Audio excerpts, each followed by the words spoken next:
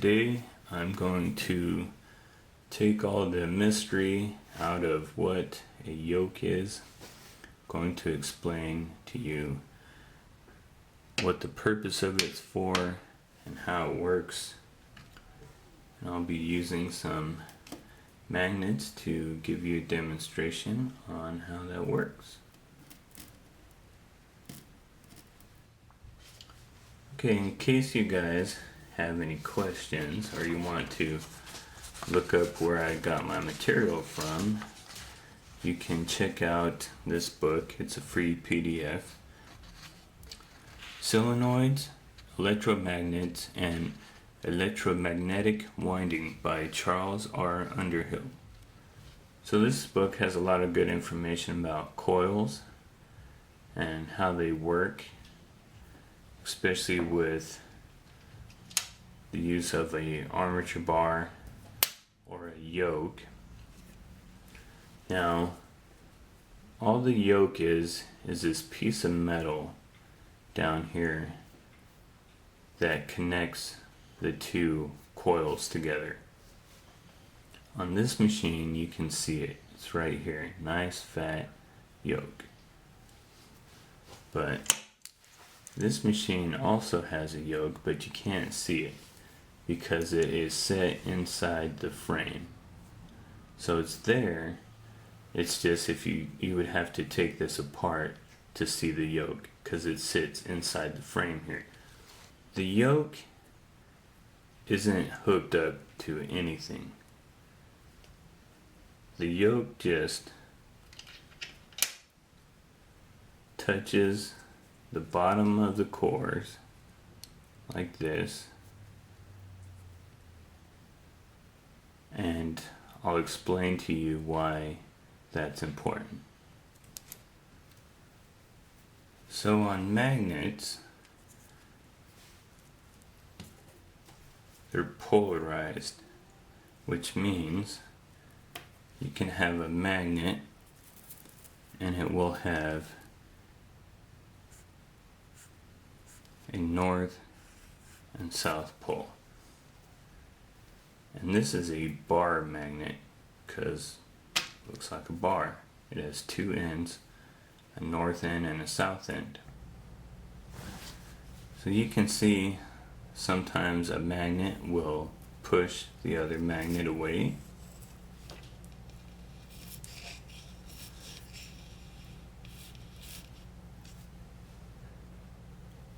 Or if I flip it around so that I have the other side, it will attract the other magnet.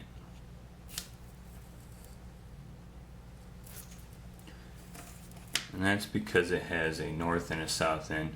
In the same way that a bar magnet has a north and a south pole,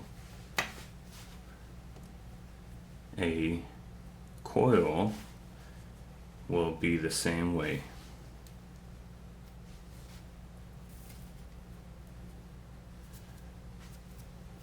Without the yoke, you will have a north and a south pole. So picture these two bar magnets as your coils. Now, what's happening is that you are getting a magnetic force going this end, this direction, and you're also getting it out of the bottom this direction.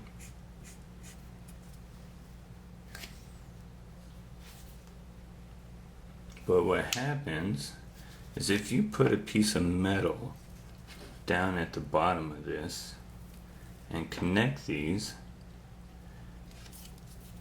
the magnetic force will come out of the two ends that aren't connected.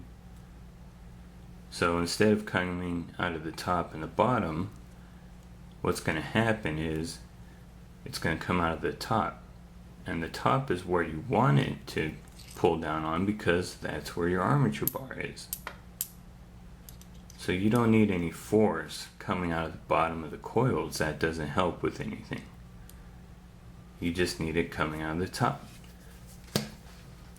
So the book will explain if you have a magnet that has a closed circuit, it's not going to attract anything. It's a closed circuit, so it's not going to attract anything to it. But if you take this same magnet and you open it up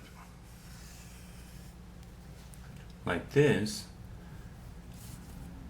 you're going to get a pull right here and a pull right here.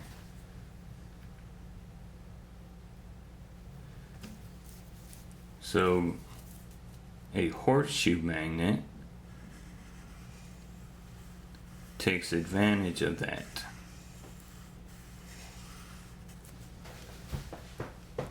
And will pull down in this direction. But a bar magnet will go this direction and this direction. So with the way a tattoo machine is set up, it would be very difficult to put one single horseshoe magnet on here. But if you take two bar magnets and then add a piece of metal to the bottom of them, they will create a horseshoe magnet.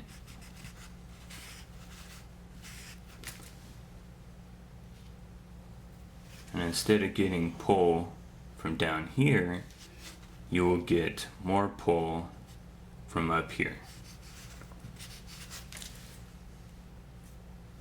where you need it, because that is where your armature bar is at. So I'm going to show you a little experiment here. I just put my clip cord onto these coils, and without an armature bar, I'm going to put these underneath this piece of paper. Now on top of this piece of paper, I'm going to put some little pieces of metal and stuff that is attracted to magnets.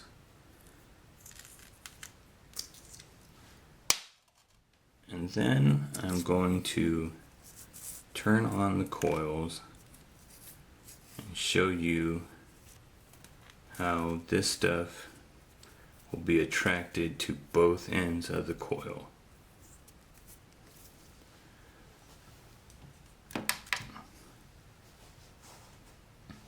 Did you see that?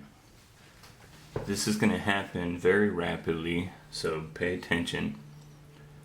I put this in the middle of the cores. So one side of the core is on this side, the other side of the core is on this side.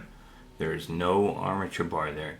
So pay attention to see where all this material goes when I turn the power on.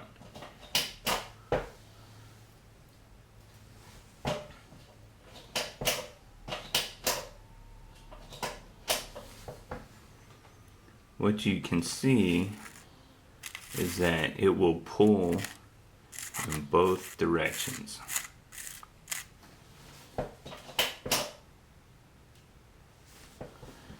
So if I separate this as much as I can,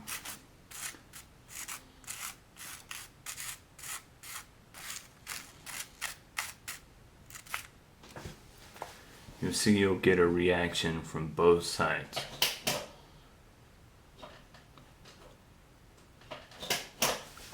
And what that is saying is that you are getting a pull this direction and this direction.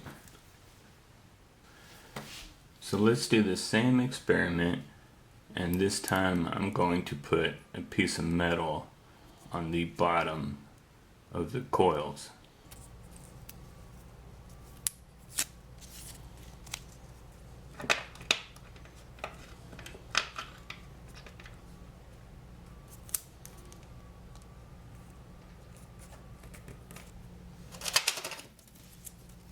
Okay, so we have our piece of metal on the bottom acting as our yoke. Gonna hook it up again.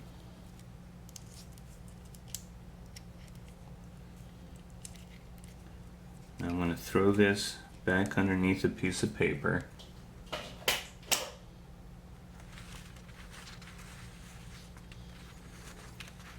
Okay, so you can see as I move towards the bottom of the coils, nothing happens. There's no pull that direction. But you can see that it's pulling towards the top of the coils. So this is what this looks like on top of the paper. First of all, I'm going to see if there's any reaction to the bottom.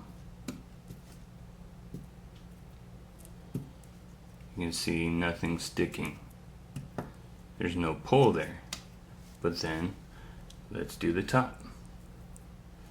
You can see we're getting pull from the top and not from the bottom. And that is what your yoke is for. To make sure you're getting the pull in the correct spot for your machine, which on a tattoo machine you want the pull on your armature bar.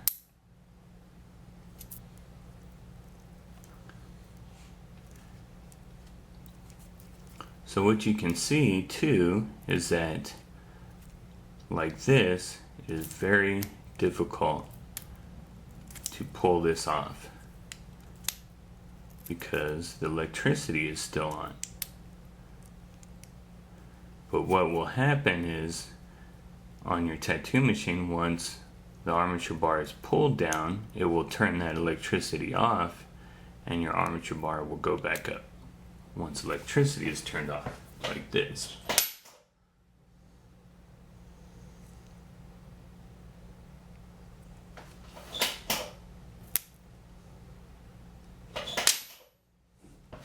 So you can see these are the coils that I showed you guys how to fix your coils if you get a broken one.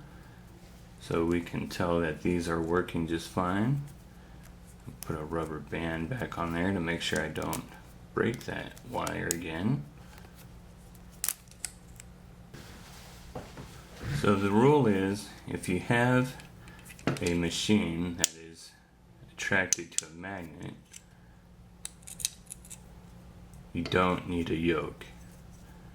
But this machine happens to have a small yoke on it.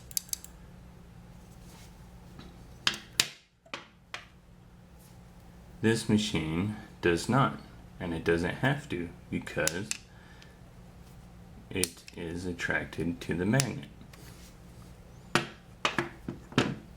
Now if you get a machine like this that is not attracted to the magnet, you need to have a yoke in there. So you see this one sits inside of the frame. This one has a yoke. It is also not magnetic. And same thing with this one.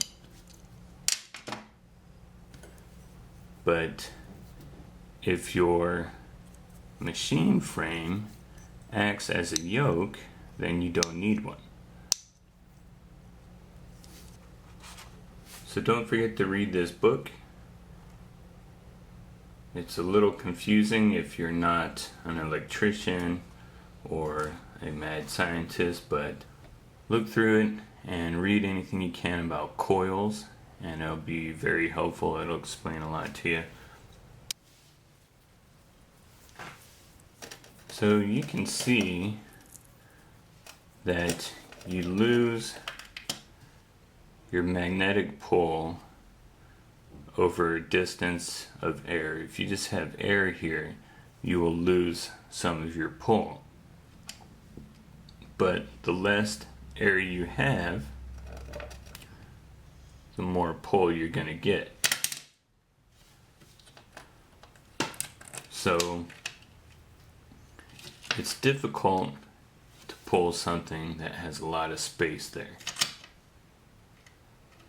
But it is very easy if you're up close. So what that tells us is if you have a really small gap, it's easier for the coils to pull down on the armature bar. But if you have a really big gap and you have a lot of airspace in here, it's going to take a lot more to pull your armature bar down.